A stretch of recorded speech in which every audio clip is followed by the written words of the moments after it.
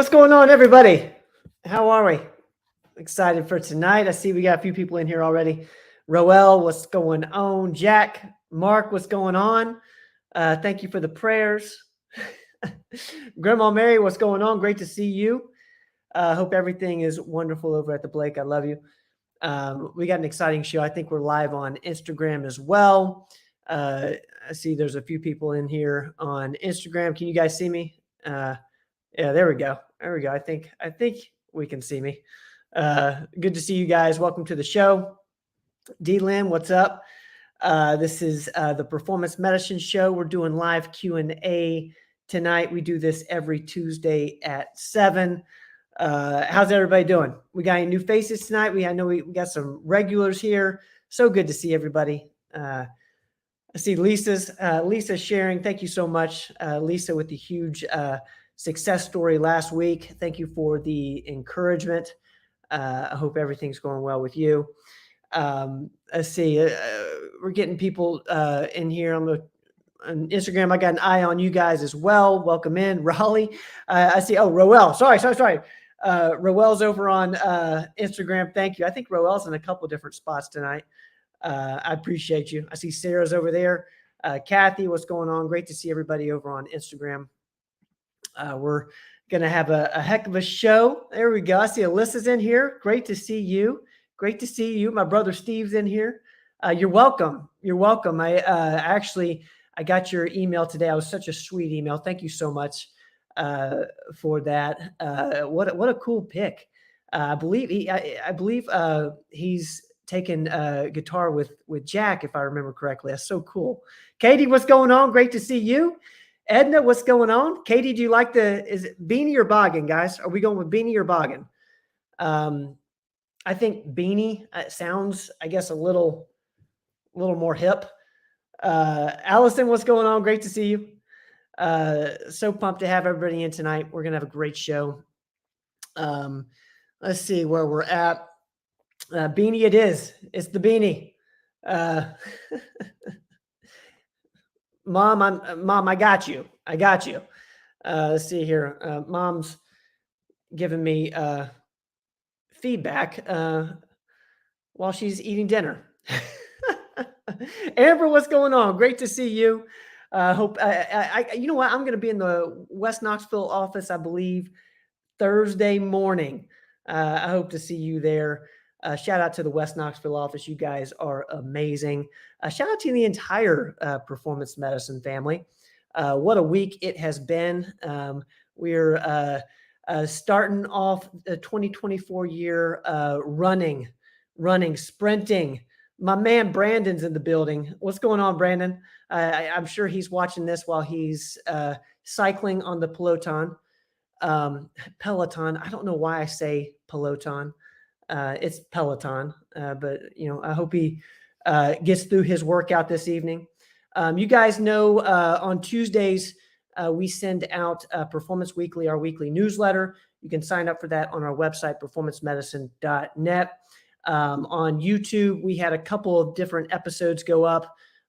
You guys might know this face if you're from the Tri-Cities area. That's Herb Ladley, Dr. Herb Ladley, a cardiologist in Kingsport in the Tri-Cities area. I tell you what, guys, I loved this episode. It was super insightful. It's a cardiologist perspective on protecting your heart, screenings, preventative stuff. There's a couple of things that him and Doc talked about that really stayed with me. One is that heart disease is a long-term thing. It's something that takes a long time. So he has a great quote about it's a disease of events. So nothing happens, then event. So they talk a lot about the preventative side of that.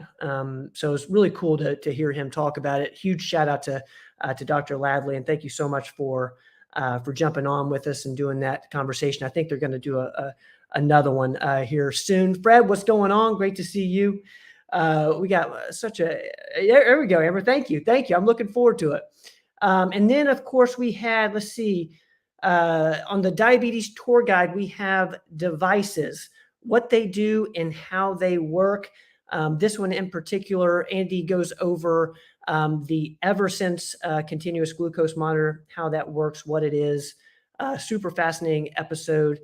For those who haven't been with us the last couple of weeks, make sure you take a look at the Diabetes Tour Guide. One, it's just super informative. It's a totally different format for us. And that's my brother right there. He's my man. He's going to be on the show here in a minute. So definitely check that out. Let's see here. Where am I at? Okay, there we go. Okay. And then, of course, on Dive Into Diet, we have nutrition coach Lucas Schmidt talks about the fiber basics. And this one also kind of took me by surprise.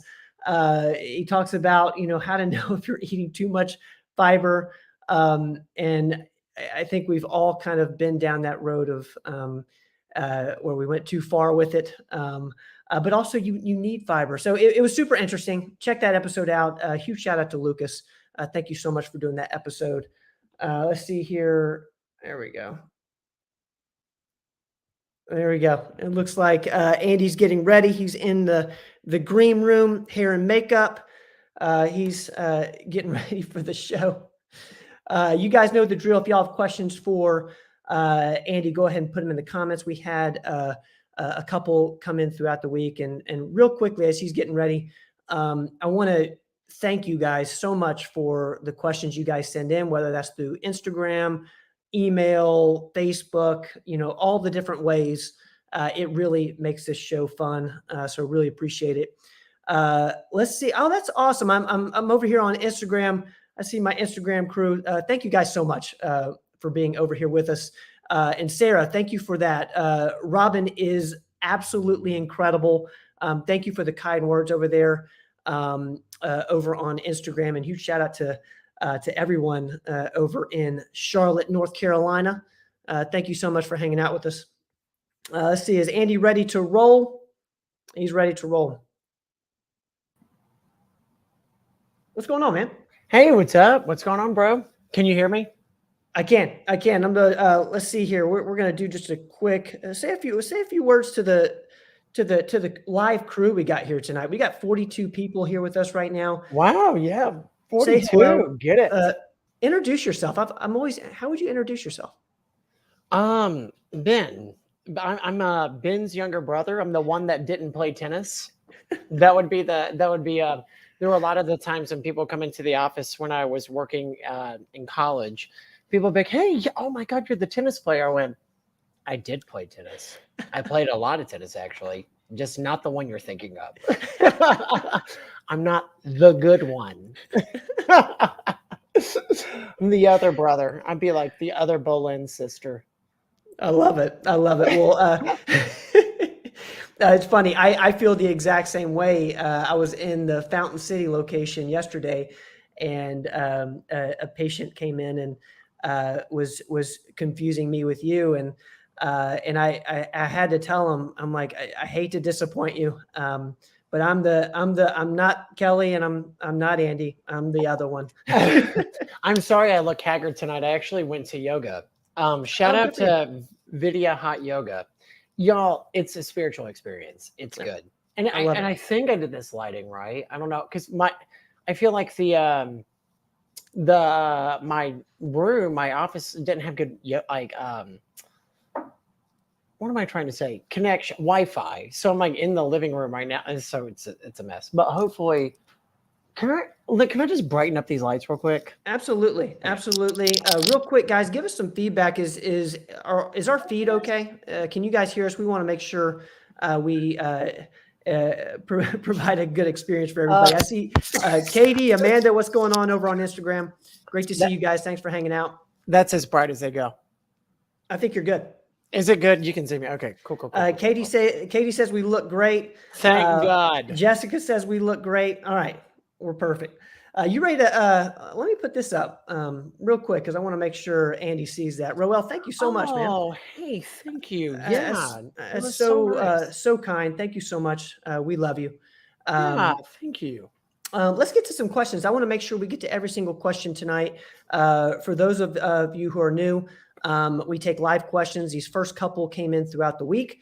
So if you have a question for Andy, go ahead and put it in the comments and we'll get to every single one tonight. We're going to start with this one because it has to do with the Common Sense MD episode that went out this morning. I loved hearing Herb Ladley today, brought back such fond Kingsport and Holston Valley memories. He mentioned the potential false zero score on a calcium score. The question is, if I had a 0 and then 7 years later had a 0, should I retest to check for a false score? To give context, they talked about the CT calcium score quite a bit in the episode and talked a little bit about false positives false scores.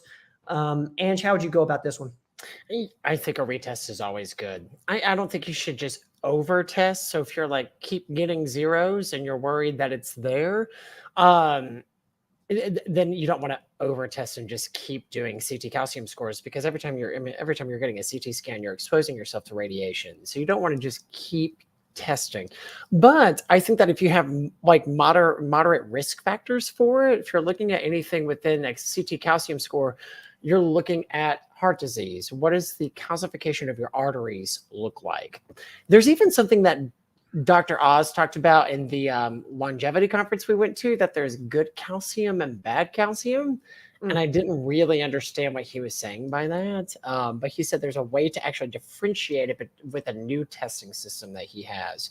So it might be that if there's a 0 and then a 0, or even if it goes from 0 to 90 something, you might be able to differentiate what's a good calcium and a bad calcium. I would say, if you're really worried, there are some people that will do fluoroscopy and they'll shoot dye up your arteries to see how open and patent they are. That's the whole point of the calcium score, is to see how open your arteries. Is it plugged up by plaque, or is it open and nice and having nice flow with blood? So you can do fluoroscopy if you're really worried about it. You can do stress test, exercise stress test. But I'd say too, maybe repeat it. If you feel like it's a false reading, you should repeat it. But what are you going to do with the test is a really important question too. What are you going to do with the test if that comes back and it's been 0, 0, now it's 90? So like, have a plan with what you're going to do with that. I'd say it's a pretty good indication that if you take care of yourself with proper nutrition, sleep, stress, other modifiable risk factors, thickness of your blood if you're taking testosterone, you're probably in good hands with a 0 and a 0. I'd still retest. I'd retest every couple of years. I love that question. Thank you so much for watching the Common Sense MD episode this morning. But they did. If you haven't watched it, guys, after this show, I'd encourage everybody to. It's a great one just around protecting your heart, and it's something that I know a lot of you guys are wanting, and we're all trying to do that, because it does start earlier than I realized. And Andy, that was kind of my big aha moment during that episode was you need to start now. You don't want to wait until an event happens, of course. So thank you so much for the question. Yes. Let's see. I see Jasmine's in here. Jasmine, our esthetician in Knoxville. Hello, Jasmine. I love you. We've got Rachel in here over in the Johnson City office. We had so much fun today. Rachel is helping me pick out new figs. So Rachel, if we do not complete that task tomorrow, we have failed. Okay. I need a neutral color that makes my eyes pop. Rachel, let's get on it. Let's get on it, Rachel. Okay. Forget the patience. I need some new figs.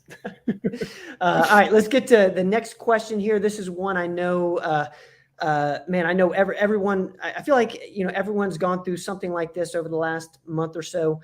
I'm struggling with my second sinus infection since October. Do not like taking antibiotics. What are your thoughts and suggestions for silver nasal spray to help prevent sinusitis? Yes. Silver is great. Silver can, the things that I know silver can be good for, silver can, it can coagulate a bleed. Like you could put silver to like stop a nasal bleed. Like that's something that's used in the ER. And then two, silver can kill bacteria. I believe it's with the nanoparticles that come off of the silver ion that help attack bacteria. Silver is actually used in a Berkey water filter, which is under review. That's a very interesting topic right now because I forget which governmental entity put not a ban, but a warning on Berkeys. Something about them being pesticides. They use silver in part of their filtration system to kill the things that are in water to purify your water. Silver is part of that. Interesting. So yeah, so I think this is all to say. You're struggling with your second sinus infection 6 October. Absolutely. I think silver is great. I think iodine is great. I've been using Cofix. Yep. I use Cofix every day now. And if I'm going in a crowded room, spray it again. I love it. If I'm going in an airplane, I spray it. I was around a lot of people with COVID over the holidays. Never got it. Cofix has been my thing. Struggling with second sinus infection, I kind of check your risk factors for immunity. We could, golly, increase your vitamin D, your vitamin C, your nutrition, your sleep, your stress, making sure you're getting outside and walking is a great thing, is being out in the sun. Methylene blue is really great. So methylene blue works on the mitochondria to make ATP. It also has antiviral, antibacterial, antifungal, antiparasitic properties about it. So I think methylene blue would be another good thing for you. Here in Johnson City too, we have a lady, she's a syrup lady. She has the syrup shop. She's awesome. She makes concoctions with sumac, with elderberry, and with another combination. You'd have to go see her.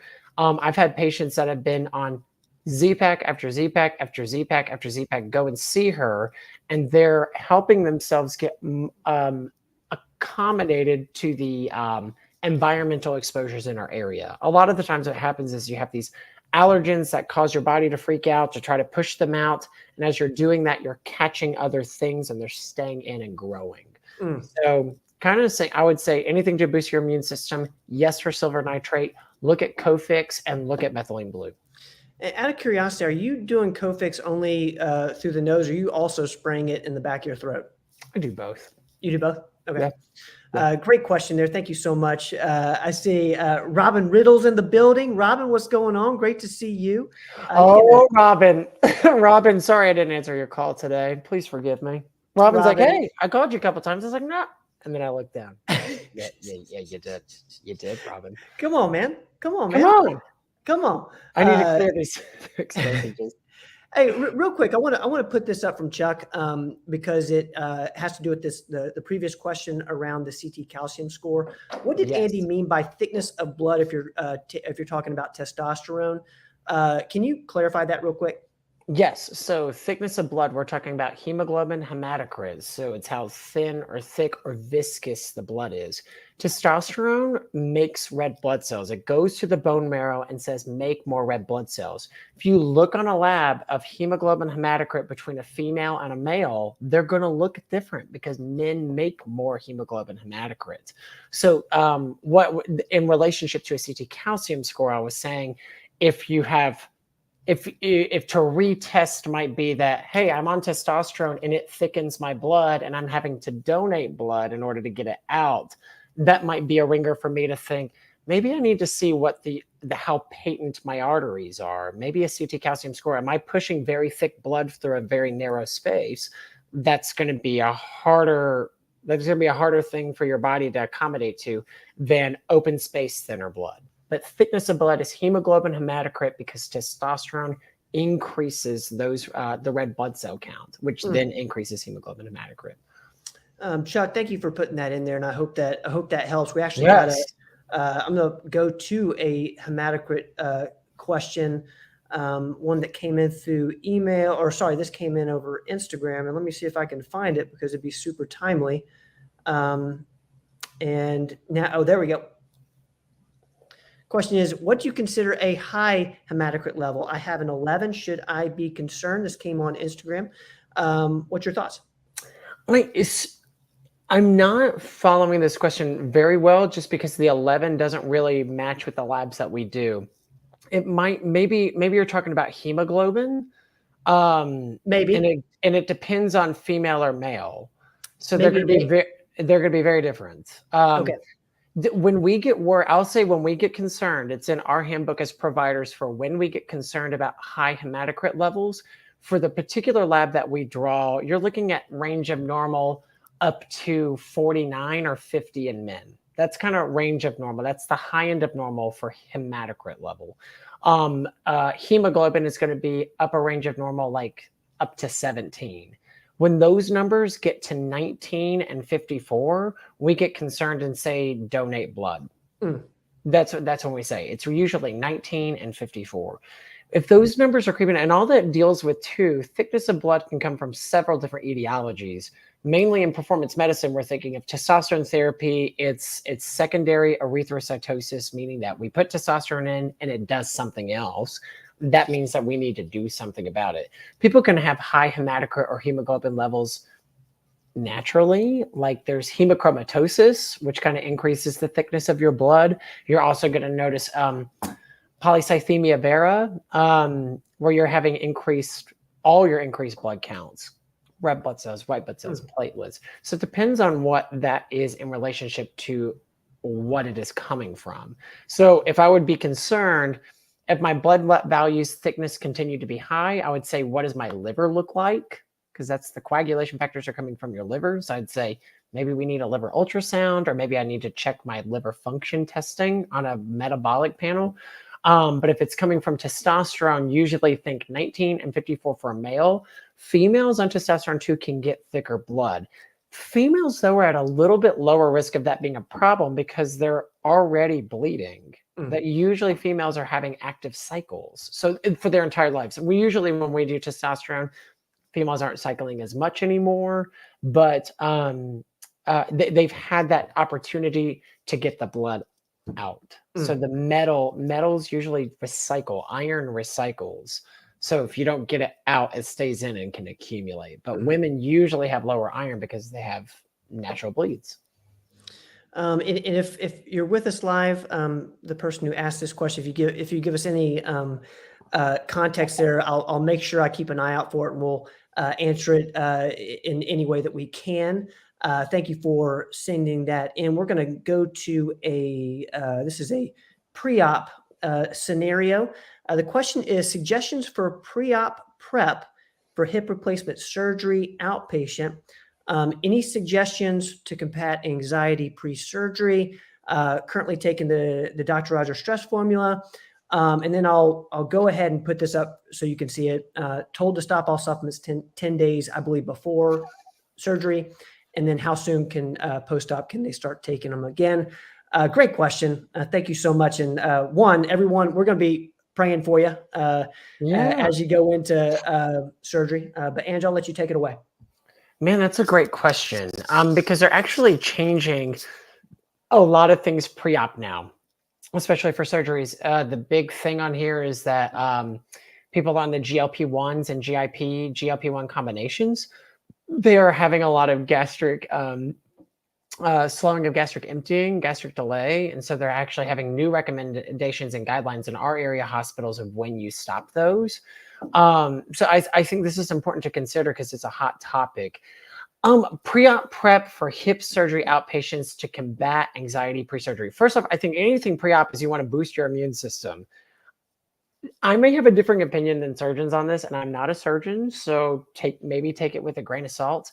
When we're taking vitamins, we're supposed to get them from the environment. These are all naturally occurring vitamins and supplements that are supposed to enhance our cellular function. We're supposed to get them from food. If you think what happened 2,000 years ago, they didn't have a vitamin D shop.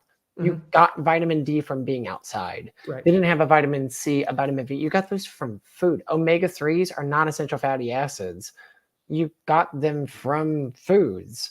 I actually was on, when I was in Up With People, this was 15 years ago, I traveled with a lady from Nepal, and I took a bunch of vitamins because Dad told me to. I'm glad I did, but she goes, "Why are you doing that?" And I said, "Oh, it's good for you." She's like, "Shouldn't you be getting that from the foods you're eating?" And I'm like, yes.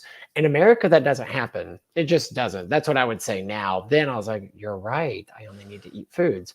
But we don't get the quality of food that we used to 500 years ago, 1,000 years ago. So I like vitamins. It would almost like be saying, oh, stop all vitamins 10 days before. It's like stop eating 10 days before your pre. I think I don't think that's a good suggestion.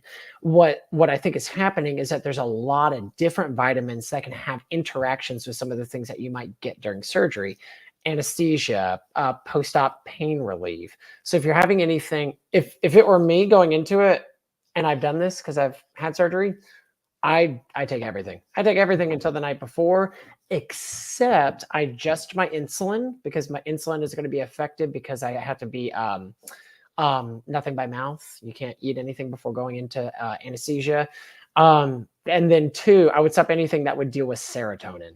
Like serotonin, norepinephrine, dopamine, anything that's dealing with the neurotransmitters, because you might have some post-op pain relief you need afterwards, and you're working on that for dissociative functions to put you to sleep. So I think anything that's going to deal with serotonin, norepinephrine, dopamine, or pain, if you're on low-dose naltrexone, I'd probably stop that too, and probably stop it out at least a week.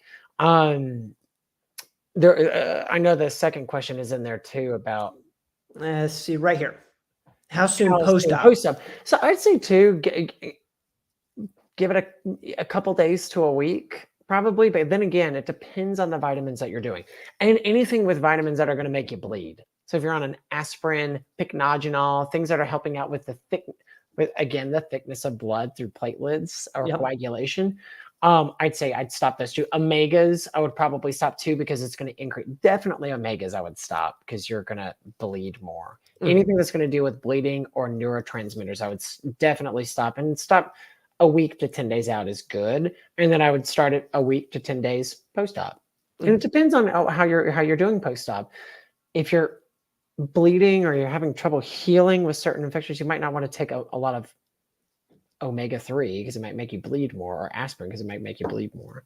But I'd say, again, same time before, same time after. Thing dealing with anxiety before is that, like, I think the Dr. Rogers Stress Relief is amazing. It has saffron, L-theanine, and ashwagandha, 3 adaptogens that help balance cortisol. Maybe looking at Xanax. I know that's like going through a benzo and that's a heavier hitter, but also you're going into a hip surgery. I mean, that's a big thing. Hips, just if I want to give you encouragement, hips are the bomb. You've chosen well. If you've chosen to get a hip surgery, hips are amazing. I did a lot of those in rotations on my orthopedic surgery with an amazing orthopod. And hips are really great to come out of. Those have a lot of great recovery rates. So hips are good. A lot of times that's outpatient. So what a great question. And I hope that offers some encouragement to you. And like I said, we'll be thinking about you. And if you have any more questions, please don't hesitate. Again, a quick teaser for the Common Sense MD episode with Dr. Ladley. The aspirin topic was covered towards the end, as well as the omega-3 controversies. So definitely, again, I encourage everyone to watch that episode. Let's see here. We got a Up With People cast member in here. I just wanted to put that in there. You meet them wherever you go. Yes. Carol, thank you for being here. I see that Kathy's is awesome. in here. You meet the best people. I loved my Up With People. I drank that Kool-Aid. I loved Up With People. It was a really wonderful, wonderful experience. Carol, thank you for putting that in there. I see Kathy's in here. Kathy, great to see Greg? you. Is she here? Yeah. There we go. Oh, there we go. My girl Kathy in the hearse. And I want to put this up from Jack. Jack, thank you so much for this. And again, anyone who's with us live, if you have experiences, any sort of encouragement you can offer, that really does help. And Jack, thank you for this. I hope the person who asked that question is watching and gets to see this from you. Let's see here. I see Tabitha's in here from our Kingsport office. Tabitha, so good to see you. So great to see Carter's in here. Carter, what's going on? Carter. We got a great crew in here. Thank you guys so much for saying to Cartier. Cartier. She like that diamond. Guys, we appreciate you. And like I said before, we got one more question, then we're going to take live questions. We're doing live Q&A. We do this every single Tuesday at 7 p.m. Let's go to this is a very common question we get. What supplements should you be taking for osteoporosis? And then it goes into say my vitamin D level is 32. What's a safe vitamin D dose? What's your thoughts? I think safe vitamin D dose is what your response to treatment will get up to. I think getting up to 80 to 100 is good. We used to say 60 to 80. We can really push that dose up. People really want to get that. But when I went to that conference, they said our country is the lowest of the vitamin. Like we have really low vitamin D here. 32 is going to be above average. It's going to be higher than normal, or it's going to be normal on a lab. You want to get above 30. It's going to say that you're too high if you're above 80 to 100. But I think 80 to 100 is where you want to be. I think it'll say above 100 is too high. Vitamin D is fat soluble, so it's going to stick around. So it's not something that like you can go vitamin D toxic, but it's just you really have to get high. I believe Dad said there's only a few cases of vitamin D toxicity. So I think safe doses, we usually say 5,000 IUs of vitamin D3. If you're above the age of 40, adding a K2. If you're a little bit younger than that too, that can help. Vitamin K2 or MK677, I believe is a K2 product. It helps direct calcium. So I think start with 5,000, see what it does for you. I think 5,000 is baseline. And then of D3, that's an animal-derived D and not a plant-derived like D2. You can also take 50,000 IUs of a vitamin D injection, and it will get your D up. Yep. Yes. So I think we should need to shoot for the stars of vitamin D, and you will feel different. You will feel better. Thank you so much for that question. And what supplements for osteoporosis? Sorry. Calcium and boron. This is a great question for Jill too, because I think she has a podcast on this on calcium. So if we can maybe put that in the show notes of her particular podcast about supplementation for osteoporosis, because it's calcium is what you're looking for. Calcium, vitamin D, boron is another one to strengthen bones, and estrogen. Estrogen's great for your bones. And one thing I'll mention for the people here live, a quick way after the show, if we don't, we'll get that link to Jill's episode on osteoporosis. If you search Jill Henritze, Henritze, and osteoporosis, that video will show up first. Great episode that you did with her on all the things you can do for that, as well as y'all getting to DEXA scans, just really informative. So thank you so much for mentioning that. Real quick, I just got to say this. Zach is in the building, our unbelievable video editor. Zach, yes, thank you so much. Thank you. He's telling everybody to subscribe to the Diabetes Tour Guide and Performance Medicine on YouTube if you haven't. So do that for my man, Zach. Do it for him. And if Aaron's with you, Aaron, I love you. Thank you for allowing us to work with Zach. He's been such an amazing addition. So all the videos you see, those are Zach's edits. Zach, we appreciate you, brother. Thank you for being here tonight. I see Riley's in the building and JC. Oh, Riley. Oh no. Riley in the house. We had fun today. We had a really fun day at the office today. Riley, thank you so much. It was such a fun. I got to meet Riley a few weeks ago. That means a lot. I'm just going to tell you, if you look over here who's online, we've been at work all day, and y'all take your time out to still be at work. That's really amazing. That just shows everybody on here, if you're listening, we got a good group. This is great. This is great. We love you guys. Thank y'all so much. Y'all mean the world to us. Let's get this last one in here. Then we're going to take live questions. If you have a question for Andy, go ahead and put in the comments. I see Alyssa. I see tons of great questions already coming through. Let's get to this one. This is a thyroid question. If your thyroid is at an optimal level, but you still have TPOs 38, can you have Hashimoto's? Andy, can you explain TPO for me? God, that's a good question. That's a great question. Thyroid peroxidase antibodies. So TPO is very pathognomonic for Hashimoto's thyroiditis, usually associated with low thyroid. So, this means this is a good question because actually, this is me. If this is you, this is also me. So my TPO is like 35 or 36. Like I'm right on that cusp where it is positive. But I also have type 1 diabetes, which is another autoimmune disease where kind of when you get one, it makes you susceptible to all of them. So can you still have Hashimoto's? I think technically, yes. That would be my opinion. Other people might disagree with me. Because the antibody is positive, I think that, yeah, it can be there. Even if the thyroid is an optimal level, it means that it hasn't negatively affected your thyroid on a number yet. But you can still have symptoms if you have a positive TPO. My encouragement for this situation would be, though, not to really own it.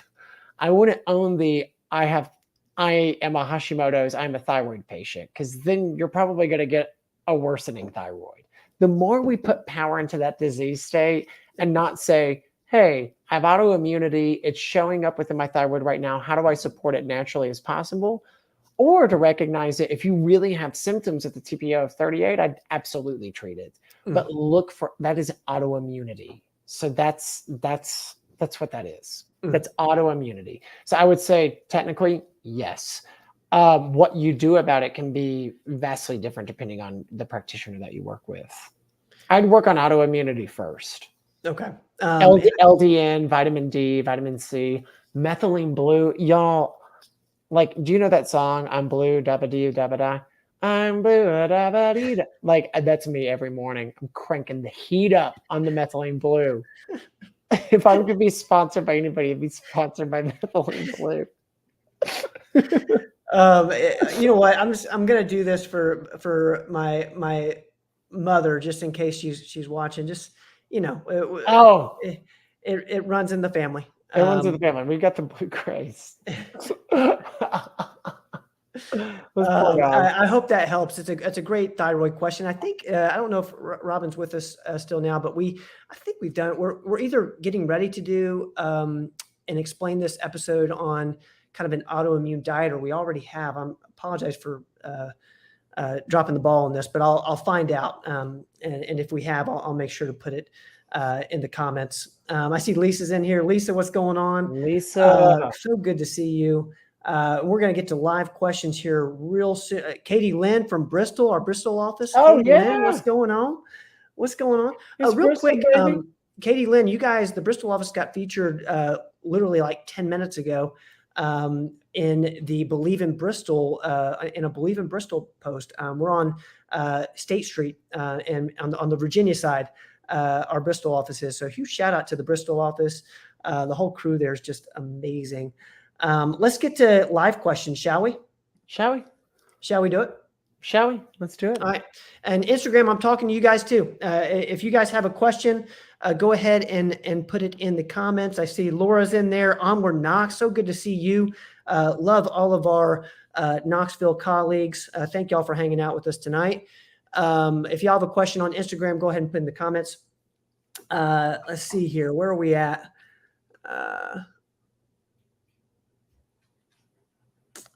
Sorry, I'm searching.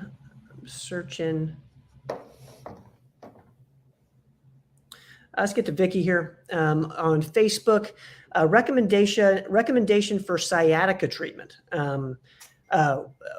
Super interesting. When I think of sciatica, I think of back. Yes, that's a primary nerve coming out of your spinal root. That's like, if you get sciatica, it's a pretty debilitating pain that shoots down. Usually one side of your leg is usually kind of what you think of when you think of sciatica. That's a tough one, I think, too. Anything dealing, that's a nerve issue. So if you're dealing with nerve issues, I think B12 and magnesium, cranking the heat up on magnesium and B12 to help sensitize those nerves. Two, we have a new provider, Brittany Miller. Yep.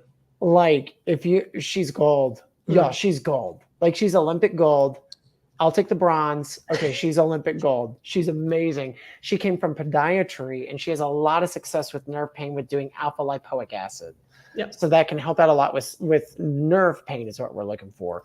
But two, with sciatica, you might want to look at the nerve outlets. Like maybe getting an MRI, or you'd have to start off. It depends on the severity of it. Because if you have an obstruction where you're not getting your nerve outlet out, you might want to see anatomically what that looks for. Like Mm. you might want to see what that looks like anatomically. So maybe considering imaging, starting off with heat. I think heat and ice are amazing. Ice usually decreases inflammation. Heat usually brings in red like blood flow and blood supplies. I think heat, maybe getting an infrared sauna or jacuzzi, looking at PT to how you carry your back. There's a great episode on back pain with Dr. Osborne that we did with Dad that I would look at that episode and follow what that guy does. Dr. Osborne is wildly intelligent and deals with back stuff. And then do your modifiable risk factors with your naturals. And then if like nothing else is working, I'd look at imaging. I had a patient today, crazy back pain with a lot of sciatic type symptoms, one-sided, shooting down his leg, debilitating. He ended up getting surgery for it, and he got it. I think about a month or two ago with Dr. Wiles in Chattanooga. That needs a shout out because he said that's the best thing that's ever happened to him. Like say his name one more time. Dr. Wiles. He used to be in this area and then he moved to Chattanooga. When I'm telling you, I know 5 people that have gone to him and said it's the most unbelievable surgeon ever. Like this guy was singing his praises today. And I think that's an amazing tool. When you're looking at back surgery, you want to know who to go to. He's like, so I just have heard nothing but good things. So this guy had to get surgery for it. But you think, whenever you're thinking of nerves, you want to say, can I resensitize the nerve? Is there anything that's obstructing it from its outlet? Have I done all my modifiable risk factors as far as positioning, strengthening the back muscles and the paraspinal muscles through proper exercise, applying heat, B12 magnesium, alpha lipoic acid, maybe some anti-inflammatories like turmeric, curcumin, and then looking at getting imaging, then looking at surgical focus? It's a great question, and this might not even hit at all, but it does the what's that thing you guys use? I should know this as a tennis guy. What's the little thing? It's like a gun, Theragun. Yeah, Theragun. Is that for sciatic? That might make it hurt worse if you throw it. Maybe it'll give you some relief if you can kind of get down some of the difference. If there's some inflammation, like it's pushing on that nerve outlet. If it's muscular and not an outlet, like I'm talking about an outlet coming out of the spinal cord, not like a muscle, like a inflammatory muscle. Got it. People, I mean, also for sciatica treatment, you could do some steroids too. Steroids will bring down the inflammation and calm it. People also do gabapentin. Gabapentins in Lyrica tend to be kind of the pain relief or pain sensitizers that are synthetic. Not a bad idea, but that's kind of the treatment algorithm that I would go in from natural to prescriptive to surgical. Vicky, thank you so much for putting that in there. I know. I'm sorry you're dealing with that. Yeah. If you're dealing with that, I'm sorry. That's hard. That's hard. I'm going to put this up here for you, brother. Christy. Oh, Christy. Oh my God. Y'all, you don't even know. I love Christy. I love all my patients. I love Christy. Christy, you are so sweet.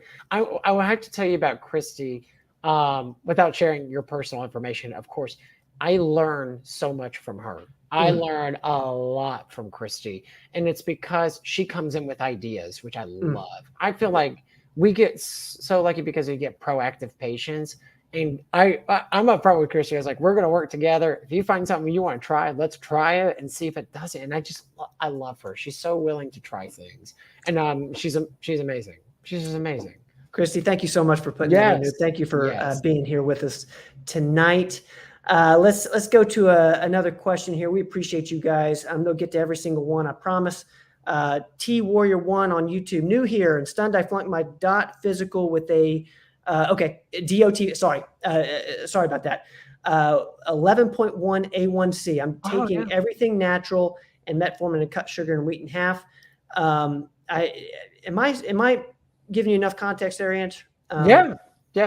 I'm sorry about that. That's not fun.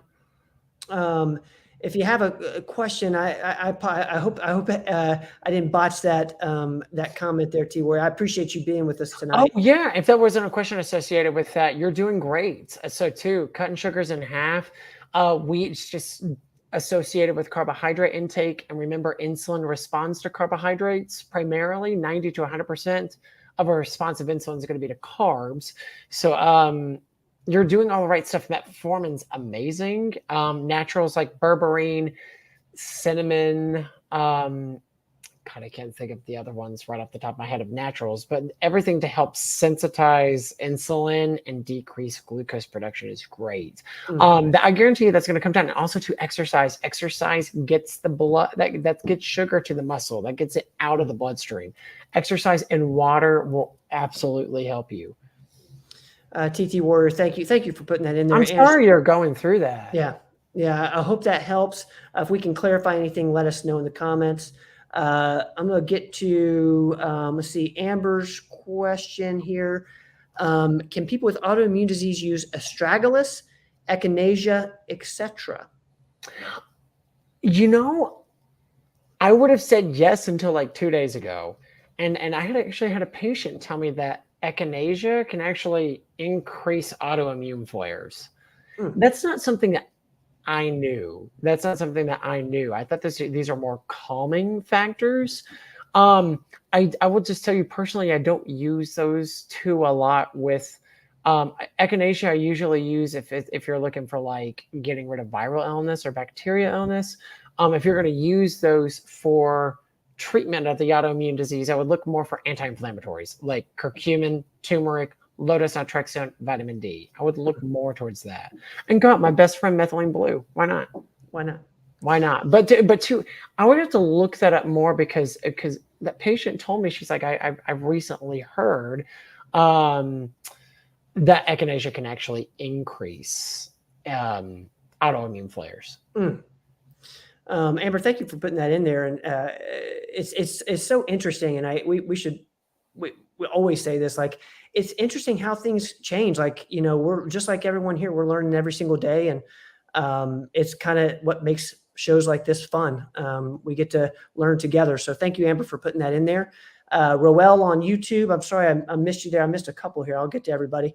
Any thoughts on cocoa flavanol supplements like CocoVia? Dr. Peter Attia and Rhonda Patrick discussed them on a recent podcast. What's your thoughts? I actually don't know CocoVia. Okay, so I'm actually just going to pull it up right now. CocoVia. Yeah. Let's see what's in there. Flavonoids are good. Flavonoids are amazing. Let's see what CocoVia is made of. So it's saying that it naturally increases nitric oxide levels, boosts essential nutrient and oxygen delivery to the brain, fighting age-related memory decline, improves circulation. So anything that's going to increase, it's its own cocoa extract. This is what it's made of. I need to see like ingredients. Anything that's going to increase nitric oxide is good. Totally good. So if you're looking for something that does that, yes. Let's see. Supplement facts. Here we go. It's plant-based.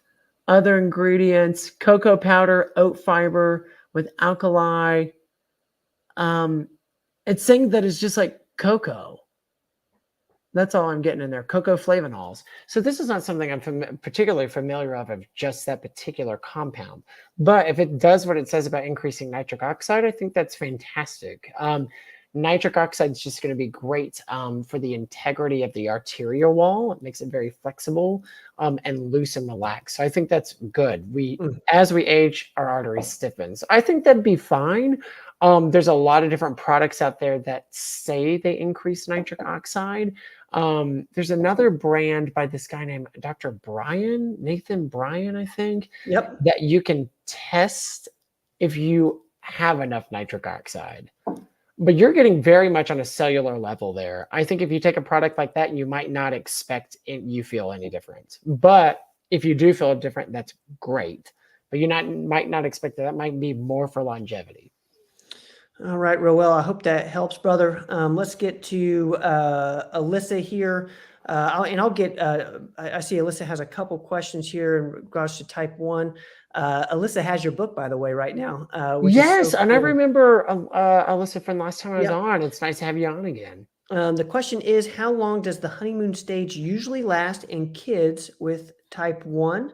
And then I'll go on and put this one up here. Is berberine a good idea for a kid with type 1, or could that make him go too low? And I'll let you take it away. Those are great questions. First of all, Alyssa, I hate you're going through what you're going through right now. It's really, really tough. And like you're just like a warrior mama to be Yep. looking out for your baby. Yep. I know he's not a baby, but still, how long does a honeymoon phase last? It lasts different in every person. It can last up to several years, or it can last like a couple weeks. So it depends on the beta cell destruction, how much C-peptide and insulin levels are left. So you can measure, you can kind of get a little bit of measurement of what beta cell function looks like by how much C-peptide and insulin is left. So you can measure that through the serum. I would say a couple months. I'd say a couple months to 6 months is most likely what I've seen. Mine was about 3. Kelly's, my sister, was probably 6 months to 9 months of a honeymoon phase. Honeymoon phase just means that you're still, for those of you who don't know, you're still making your own insulin.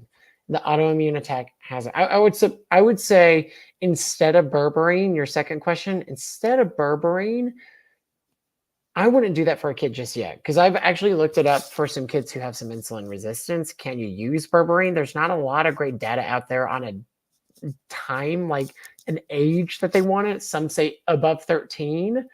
I think above 13 is fine. I'd say for a newly diagnosed type 1, I wouldn't necessarily put him on him just yet. I would make sure that he's doing a lot of good natural fatty acids, vitamin D, he's eating well, sleeping well. I think that's going to be more helpful for his sugars in type 1 in the long run than berberine would right now.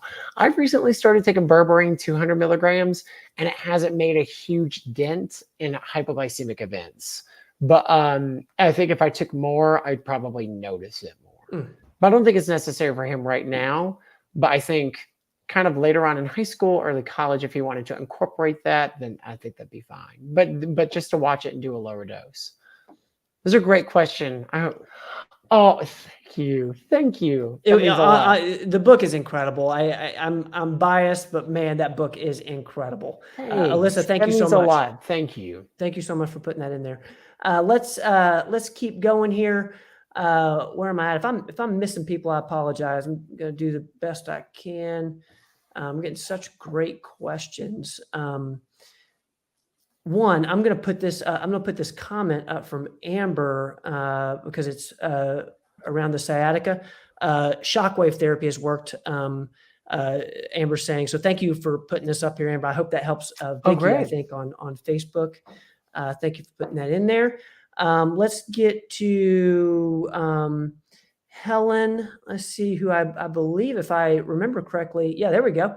Helen is, I guess, related to an Up With People crew member. What? Are we having an Uppy reunion right now? You meet him wherever you freaking go. That's awesome, Helen.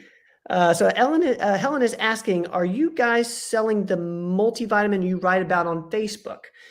64 years old, feel like I'm 100. Oh, girl, come on in. We can help. Best daily vitamins. What's your answer to this? Dr. Rogers Vitamins, amazing. Yes. I'd say too, most of the vitamins, I would have said Life Extension 2-A-Day would have been the alternative to it. Most of the over-the-counter vitamins from multis are just giving you a little bit of everything. And two, what we've done with Dr. Rogers Vitamin, the one we're selling that on Facebook, that gets you the higher doses of the stuff that we recommend all in one. Oh, there we go. Dang. Thank you, team. Hey, team. Hey, team. Vitamin A. Look, vitamin D. You get 5,000 IUs of vitamin D in this one vitamin. You do have to take 3 of them. Pay attention.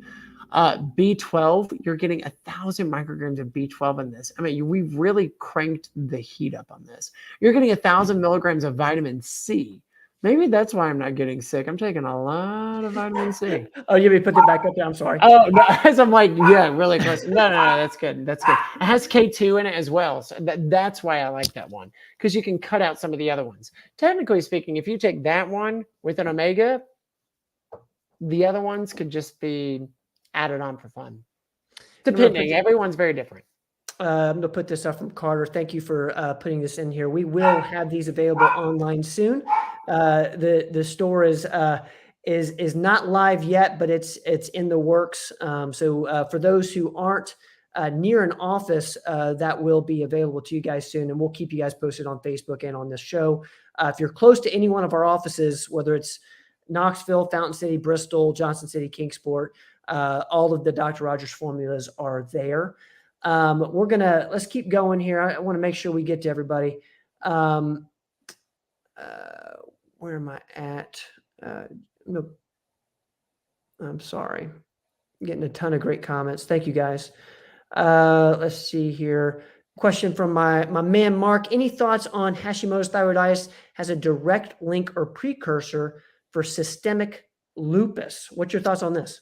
I have read about this, that there is a positive correlation in retrospective studies of Hashimoto's to lupus. Yes. So I absolutely think that this could be a precursor. I don't know about precursor that like Hashimoto's is the link to systemic lupus, but absolutely, when you get one autoimmune disease, you can get them all. There is retrospective studies about Hashimoto's that does link it. I think the percentage 3%, 5% risk factor. It's not crazy high from the report that I've read, but I do know that there is a link. Direct link or precursor, I think that'd be a little bit too specific, but it can, I think all of them are related. Mark, thank you for putting systemic that lupus is hard to pin. Lupus is tough. Yeah. There's like a big acronym for all the stuff, and even like a lot of the times for anybody that's here that's dealt with autoimmune disease, sometimes it's really hard to pin down. You can have every symptom of lupus and have a negative ANA.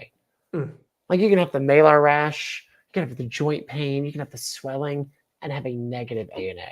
So I think lupus is really tough to pin down. But Hashimoto's can lead into a lot of other things.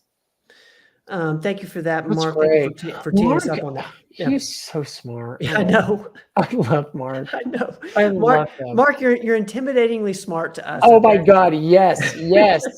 No, Mark's going to find the cure for something. Like, I don't know what it is, but he'll find the cure. We love you, Mark. Let's get to this question from Vicky. Is it safe to leave Enovera birth control ring in and skip periods? I hope I'm pronouncing that right, Vicky.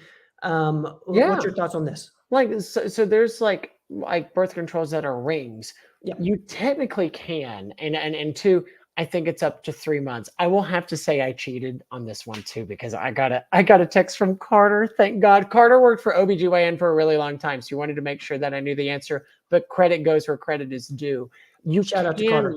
Shout out to Carter and to Dr. Martin and to Embrace Gynecology. I love them and did a rotation with them. They're incredible. You can leave this one in. So you can leave it up to 3 months. Technically, the recommendations is that you leave it in for 21 days and then have that week of bleeds 7 days out. But you can leave it up to 3 months and then take it out and then redo it again. There are a lot of birth controls, like even Seasonique is another one too, to where you can do it for an extended period of time without having the bleed. We get a lot of questions on, should I bleed or should I not bleed? It's tough to come saying that from a guy's perspective of, oh yeah, have fun. Everyone should bleed every month. I do think that that's part of the natural process if it's not causing side effects or symptoms, and kind of what the underlying cause for it is. So if you're having PCOS symptoms, then you're going to have irregular cycles. But I do think the shedding cycle happens for a reason. So I think if you're able to do it, have a regular period every month, I think that technically does fare better. But can you do this and do it safely? Yes, up to 3 months. Vicky, thank you so much for that question. Real quick, I'm going to go to Instagram. Huge shout out to, there's a couple with us on Instagram. We love you guys. I see Nate's in there. I'm going to get to Jill's question. I don't know how to put it up there, Jill, so I'm just going to mention this to Andy. Jill on Instagram is asking, would methylene blue be helpful for fibromyalgia? Yes. What's your thoughts? Yes, absolutely. 100%. Yep. So methylene blue is going to work on every part of the electron transport chain to create energy and make the cell work better. As you're making the cell work better, your body is going to work better.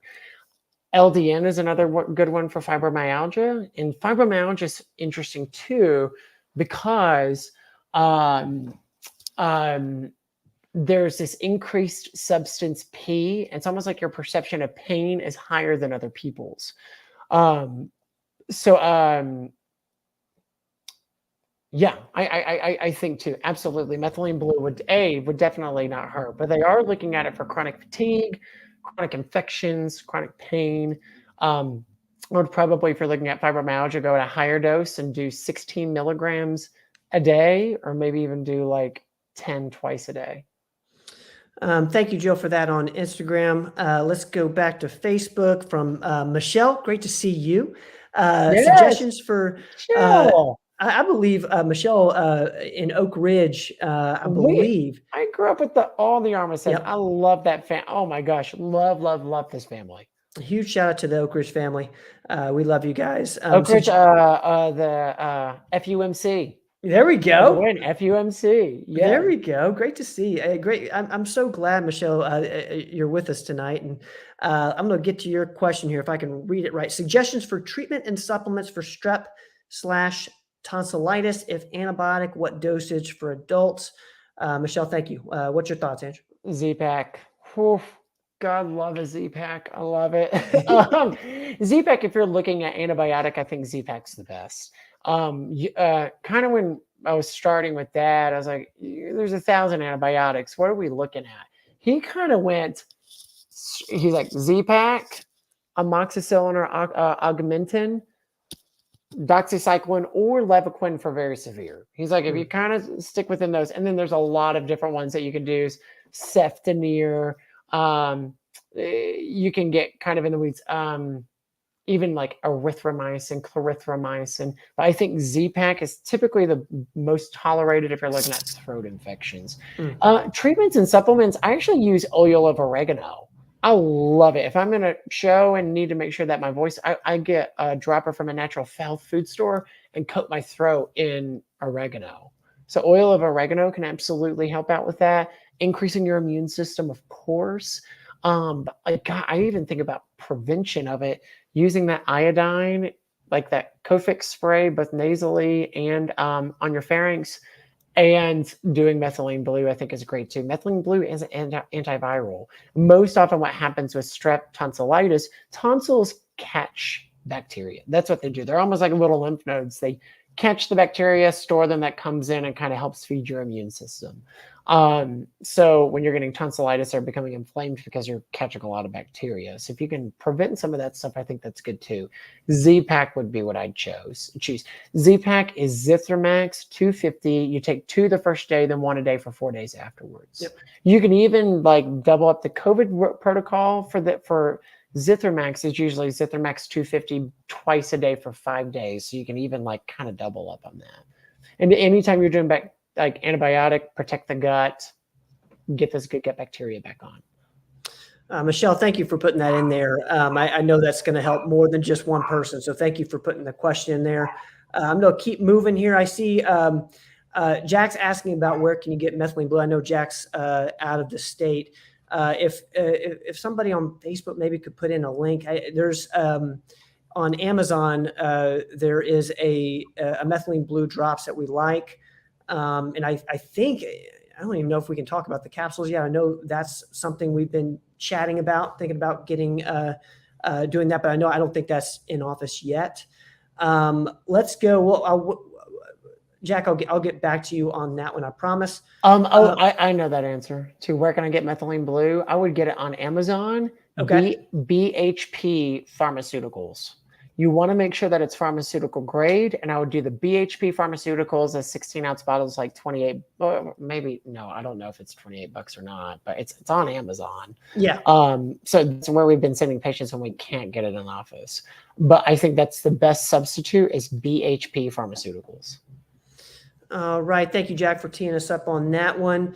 The Instagram crew, I think we might get kicked off of Instagram in just about a minute or so. We're on Facebook and YouTube if you want to join us over there. See, we got a fun crew on Instagram. Thank you guys so much. We love you guys. Thank y'all for being there. Let's get to as many as we can. We're gonna. I know I want to be respectful of your time, Ange, and we'll get off. Yeah. We're gonna take just a couple more. Jessica's asked. She's been patient.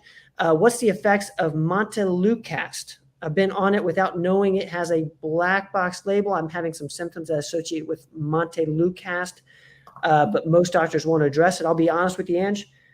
I have no clue what Montelukast is. Yeah, it treats allergies. It treats allergies and asthma. So Montelukast, or gosh, what's this? Singulair. That's right, Singulair, I believe. Yeah. So too, it works against inflammation, allergies, that kind of deal. It's also to an asthma drug. Like you can use that as secondary to asthma, and like with some of the bronchodilators that you use. The black box warning, I'm not as familiar with the black box warning. We don't do a ton of Singulair in the office. But too, that's new to me. So I'm going to look it up. That it might be some of this new stuff that they're coming out with deals with like mood disorders. Let me look this up. So yeah, unusual change in mood or behavior. I have not seen it. I have maybe one or two patients on Singulair. I haven't seen it. So that's something I would have to look up a little bit more. That's not something that's been commonly talked about. Yeah. But Montelukast deals with allergies, inflammation associated with asthma. I've seen it do some good, but too, if it's giving you some symptoms, I would say definitely get off. Definitely get off. Don't mess around with that, and see if your symptoms subside. Because a lot of the times too, especially too if it deals with mood, a lot of it is get on it, see if it causes it, and then get off if it does cause it. And then we'll finding a different treatment modality for looking if it's for seasonal allergies or if it's for asthma. Maybe trying something different for that. Jessica, I'm sorry you're dealing with that too, and they're not addressing it. I would say if you're having any sort of symptoms with that, my recommendation, I know we can't make like medical recommendations per individual, but if that were happening to me, I would stop it. Jessica, thank you for putting that in there. I hope that helps a little bit. I hope it gets better. Listen, I missed Becky's. I'm sorry, Becky, about this. I'm confused when it comes to magnesium. How do I know which type to take? I know this is one we get a lot because there's like a million magnesiums. There's so many. There's citrate, oxide, glycinate, threonate, chloride, lactate. There's a lot. Typically what I do, there's a malate too. Malate, lactate. Yeah, there's all of them. I think there's 10. Usually what I like is one that has a brain magnesium. Brain magnesium is usually going to give you an oxide, a threonate, or a glycinate. That's going to be really good for blood pressure. It's going to be good for blood flow, for the sensitization of the nerve outlets that we were talking about earlier. Sleep, that's the one that I like at like 500 milligrams. I'd say 500 milligrams is the dose that I like to do at night because it can make you sleepy. Citrate is usually for the one that pushes, that pushes bowel movements. They'll make things go. Citrate for bowel movements. I like the brain one. And we might have a podcast on that. Yeah, you know what, Brooke, we love you, Brooke. Brooke, thank you for being here. My goodness, Brooke. And look, and she's saying Robin has a podcast on it, and she does. So Brooke is saying there is an Explain This episode on magnesium that goes over all the magnesiums. So definitely check out if you search for Robin Riddle magnesium, it'll come up, or Explain This magnesium, it should come up. But Brooke, we love you. Yes. Okay. Brooke just had a freaking baby and is on this podcast, came into work, brought her baby in, crushing patients. Brooke's like a freaking superwoman. I know. God. I think we actually call her superhero. Do we call her superhero? She's a superhero. I think we call her superhero. She's a superhero. Brooke, thank you for being here. Let's see here where we're at. I'm going to plug in my computer. Hold on. Hold on. Are you about to die? Yeah. While you're doing that. Okay. We're going to some of these questions. Let's see. I know we're going dark. I know We're gonna we're going dark, y'all. I only had one plug. I just had one plug. Yeah. I will say we're going to take one more question, guys, and then we're gonna move the rest to next week. I hope I didn't miss anybody. I don't think. Let's see, where am I at?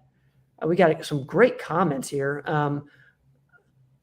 Let's see.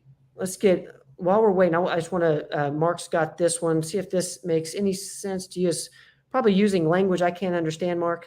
Andy, have you had a chance to examine the data I sent you regarding the use of lab tests involving amino acids profile and retinol binding as an early indicator for diabetes? What's your quick thoughts on this, Ange? And then we'll see if I'm missing somebody. I haven't. Sorry, Mark. Mark. I haven't. I've had a lot of TV shows to catch up on, Mark. I had to watch Fall of the House of Usher. I had to watch School Spirits. I'm catching up on some Harry Potter right now. So I'm so sorry. I have not looked at that, and I will, and I totally will, because Mark is on a mission to cure diabetes, which is amazing. There we go. More so than me, which is amazing. I love that. I promise I'll look that up, Mark. And two, when you bring those donuts in, I want Johnson City to get the donuts. Okay. Kingsport gets lucky whenever you come in, and then Dad makes us all jealous. So thank you, Mark, for that. We'll get back to you on it. Carter's putting in this is if you want to search in Amazon, this is the one that we're recommending for methylene blue. Thank you, Carter, for putting that in there for everybody. And I think there we go. There's the different types of magnesium. Explain this episode with Robin Riddle. If you guys are interested in learning more about magnesium and all the different types, thank you, team, for putting that in there. Ange, man, I love you. Dude, I love you too. I love you like a brother. He is my brother. Bend my notice here, match my pitch. Then I'll go to the third above. You're on this note. I love you, man. Montana, we love you. Thank you for being here. Yes, Montana is in the Amber's house. in here too. We got we got such a great crew. Amber, we love you. We got Matt in the building. Go Vols. Nico for Heisman. Our Tennessee football fans will. Is Tim Tebow get the reference. Playing still? I'm late to the game. Is Peyton still our quarterback? Is Peyton not playing? Because yeah. Go Vols. Hey man, I love you. There, Grandma Mary, thank you. Grandma's giving us a 10. The Keekmeister. God loves Keeks. But seriously, Ange, I know you've had a super busy day. Thank you for doing this. It means the world to everyone in here. We certainly do appreciate it. And guys, real quick, subscribe to the Diabetes Tour Guide. He's putting up some gems. This week was on. Real quick, I'm going to put this up for Ange. Devices goes over the Eversense continuous glucose monitor. Kind of goes about how they work, what they do. Huge shout out to the Diabetes Tour Guide. Do you remember when I had that mustache? Now I'm doing a new show. Shout out to Jonesboro. Yep. I'm doing a show in about 6 weeks. Come see it. It's beautiful. The musical, the Carole King musical. Yep. And it'll be great. It's going to be really great. But I do have to shave my face for that. And I've said goodbye to a lot of mustache days. So yes, this has been great. Ben, anytime spent with you. Okay. Anytime. Hey, I love you, man. Look at that lighting, Ben. God, that looks good. Guys, thank you all for being here with us tonight. Sherry, thank you for the kind words. D-Lynn, thank you. Linda, thank you. Mark, thank you so much for the great questions. Rachel, RIP the stash. Linda is at the Jonesboro Repertory Theater. That's in Jonesboro, Tennessee.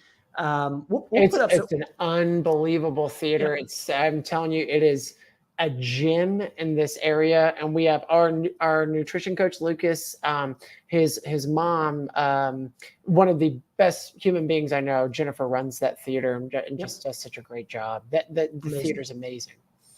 Guys, thank y'all. Thank y'all for being here. If I missed a question, I apologize. I promise we'll go through, and the ones I missed, we'll make sure to get on next week's show. We'll be back next week, Tuesday, 7 p.m. for live Q&A. Andy, I love you, man. I love you too. I'll see you, Ben. We are out of here. Brad, take us away. Brad, take us away. Don't go away.